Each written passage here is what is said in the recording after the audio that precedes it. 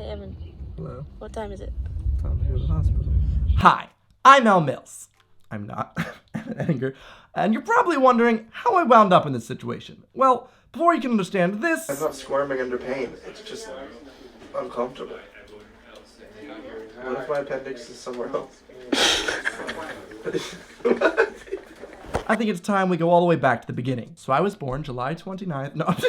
The whole thing kicked off last Friday. I was minding my own business, editing some travel vlogs that still haven't seen the light of day thanks to this, and all of a sudden, my stomach just started to hurt. It came in waves, and it was just this really gross, uncomfortable, squirming pain that wasn't too bad, but was enough that just made me go like, ugh.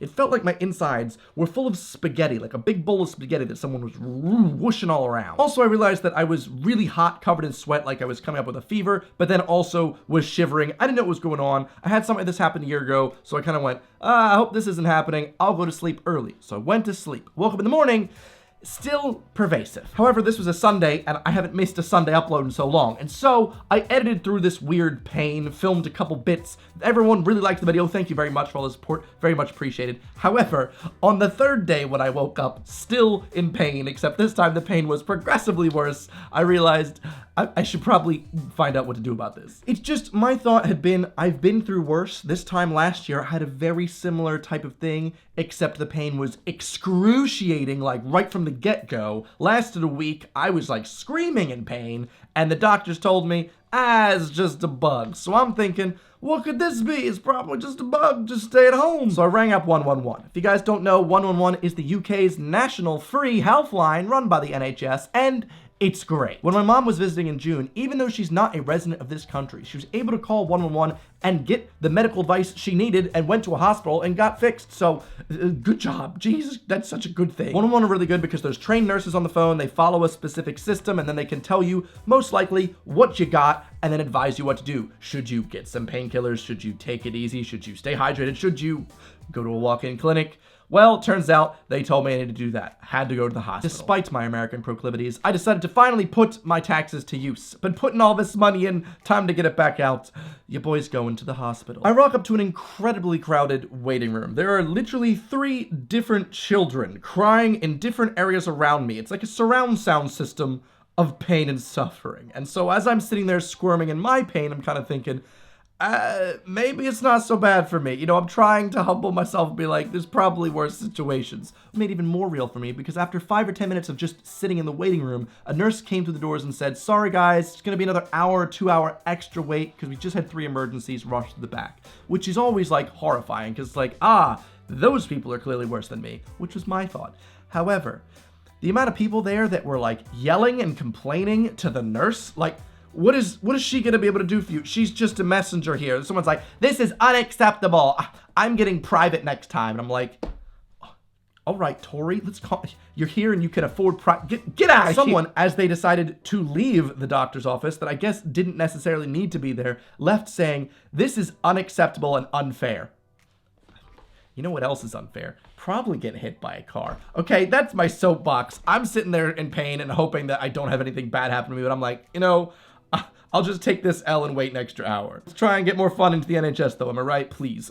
So I registered at the front desk. Luckily, 111 had given all my information already and what I had said on the phone, so I didn't have to worry about that. I sat down, waited, learned a little bit of Spanish, and after 3 hours, after also, by the way, they had a vending machine that had a meal deal in it. A meal deal vending machine. They live in luxury in this hospital. After the 3 hours, I was finally seen. I went in and I was like, okay, nurse, here's the situation. Also, here's my piss. You see, this is actually one of the few acceptable times to offer a woman your piss. Otherwise, you're in trouble. I did have urine trouble. But she does a quick check of me, does the pulse, you know, does the old stethoscope and all that doctor nonsense. And she was like, well, you got appendicitis. My stomach drops because I have appendicitis, but also what? What? You mean when we get in all that trouble with the cop, but he can't write us a ticket because he doesn't have appendicitis? That pun was sick. So at this point, I'm just like, what? I can't believe this. I can't believe this has happened to me. What am I meant to do? And she was like, don't worry about it. Fun fact, 70% of people that get appendicitis, it heals on its own. Just take some codeine, prescribe, bam, have a nice day. I'm thinking, what? I've never heard this in my life. Appendicitis, you got 2 options. You remove your appendix, or you die when it ruptures. Like, that's it. Okay, there is no pass and go and collecting your codeine $100. That's not how it works. But she was like, yeah, it happens all the time. Little poop gets stuck in your little appendix bit, it gets inflamed, and 70% of the time, it heals on its own. Don't worry about it. Take this codeine, takes care of your pain. Don't know why I'm from the Bronx. Get out of here, forget about it. As she sent me out, she was like, if it gets worse in the next 24 hours, you need to come back to the hospital. And I was like, okay. Praying to be that 70%, but that is not a good probability, okay? That is too slim for me. I went home, popped a couple codeine, and I was fine. Who was sick? Not me. No more spaghetti in my stomach. No way, no how. I feel great. I had a little bit to eat. I'm feeling fine. I'm like, I'm gonna go to bed and sleep this off. It'll all be gone in the morning. I wake up, hot sweat. Oh my God, I'm gonna throw up. It's only 1 in the morning. I thought it was 6. I literally thought I was gonna hurl off the side of my bed because I had such intense nausea as I'm like drenched in sweat. And I'm like, oh, the pain is like killing me. And I'm like, this is it. This is where I die. As I lean over my bed to throw up, I'm like, no, not on my new laptop. Move it out of the way. I didn't end up having to throw up. And I was like, at this point, I'm calling out. Anyone help me? Everyone's asleep. It's 1 in the morning. Just kidding. I live in a house of YouTubers. Everyone's being rambunctious. I do what I do best. I don't know what to do. A tweet about it. In this part of my night where I literally thought I might die because it's 1 in the morning, the codeine should still be in my system, and yet I'm feeling intense pain. It's going through the codeine. I'm terrified. I'm thinking everything ruptured down there, and this is it.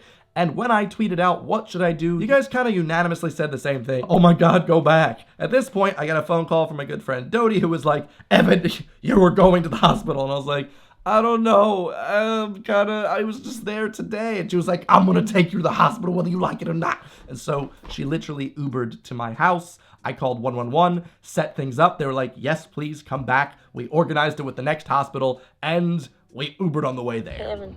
Hello. What time is it? Time to go to the hospital.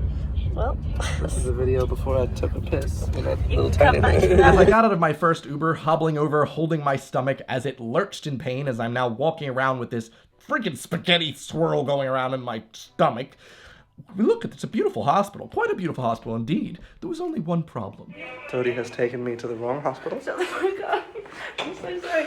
They have the same name. They don't. One's What? called Hammersmith, one's called Charing Yeah, but Cross. what? Charing Cross is in Hammersmith. It doesn't make any sense. But it's still called Charing Cross. Then we were back on the road. Back in an Uber, going the right way. Pain is coming in stronger waves. Very, very bad. Soon the baby will come. What? The baby will come. Yeah, people have been like, oh, it's like cramps. I'm like, It's just the way you're like, the pain's coming stronger. About 6 centimeters dilated. I heard it's worse for women to have appendicitis because if it bursts, it then leaks into the ovaries, and it's very dangerous. If any ladies watching currently right now have ever had appendicitis and know this for a fact, let me know in the comments. I'm actually curious. That's just what one of the nurses had told me, so I could maybe not complain as much. But we finally made it to the right hospital right as my pain really started to ramp up. As soon as we got to the A&E, for Americans, that's the ER. I ran over to the desk. They already had my information thanks to me calling 111 prior, and within 5 minutes, I was being seen and treated by a nurse. Huzzah! Almost. I told her what the previous nurse at the previous hospital told me, and she straight up looked at me as if I was lying. She was like, nah, I do not think you have appendicitis. And at this point, I don't know what to believe. I was told by a practitioner I have appendicitis, and now I'm being told by another one I don't. I don't want it, okay? I don't want these people thinking I'm just like, take my appendix out. I don't need it. I just like getting surgery done. No, I don't want to be here. I don't want to be at the hospital at all, but I'm only here because I was told to. So at this point, I'm like, is my appendix bursting? Am I scared? Because the main reason I needed to go that night was because I'm thinking, if I don't go right now, this thing will burst and I will die. Scary. Plus, I just didn't want them to think I was making up this pain because I'm literally like bending over like I'm in pain from something. If it's not appendicitis, what's going on? I was then seen by a lovely nurse named Tommy who looked a little bit like Freddie Mercury, who then took my pulse and made sure I was still under pressure. He took my blood, did a blood sample, told me, Evan, in 30 minutes, this blood sample will all be tested and we'll be good to go. We'll take you in. So I'm like, sweet, 30 minutes. Well. So, I've taken some blood out of me now. They're gonna do some tests. That's my urine, part 2. And yes, that's my pee, okay? It's a natural thing. Don't get pissed off too much about it. What did they say? Oh, they're just gonna test my blood for 30 minutes and, Then they'll be able to tell if there's an infection or something. Remember Tommy? I thought the doctor looked like Freddie Mercury.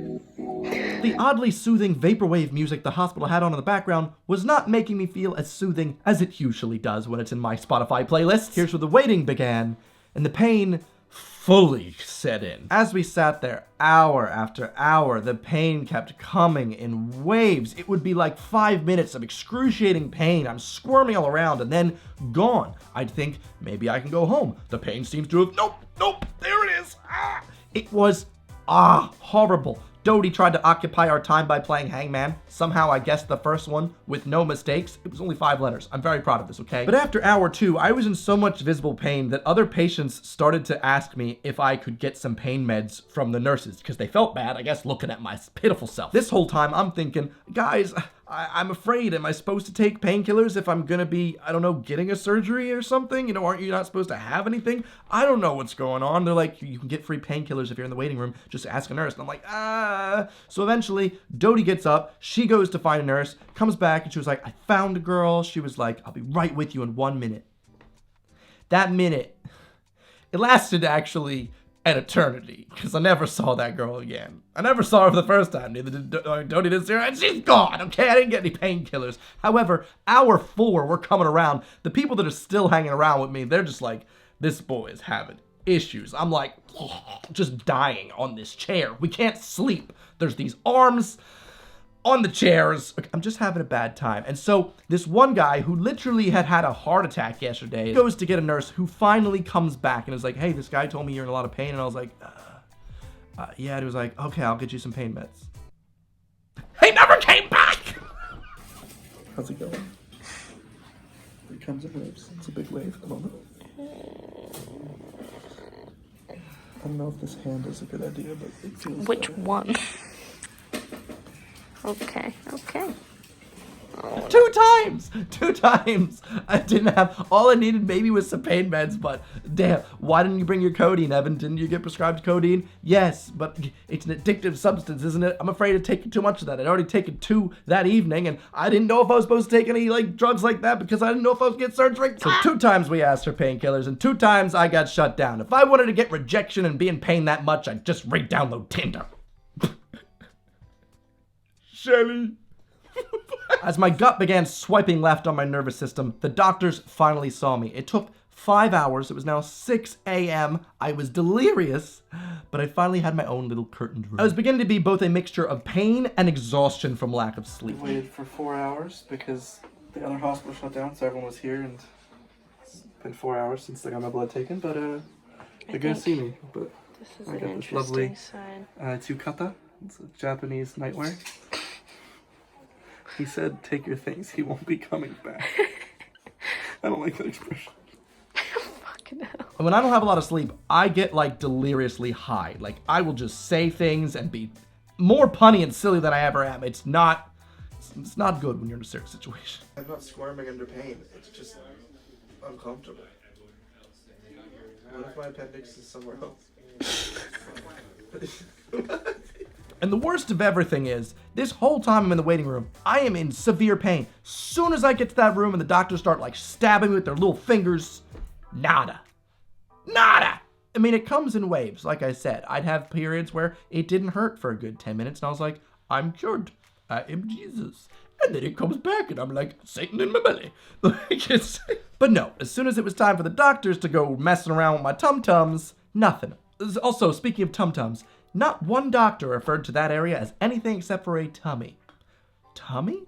Is that a British thing? I've only referred to that as my stomach, maybe my belly. Every person, really old man, young woman, middle-aged guy. Oh, let me just get a touch of your tummy. Pardon? What's your profession? I don't know. Maybe that's the new scientific term. I wasn't learning. No one tummy. Tummy, no. Then we finally knew a bit more. We had 3 doctors, and each of them was basically no appendicitis. Your first doctor, a nurse, whatever, was reading a weird textbook.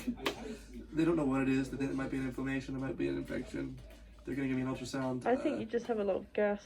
I had to fart, and And he it's did. 3 minutes. And Oh my god, this smells so bad. probably one of the worst ones I've ever done. Oh my god, please just leave.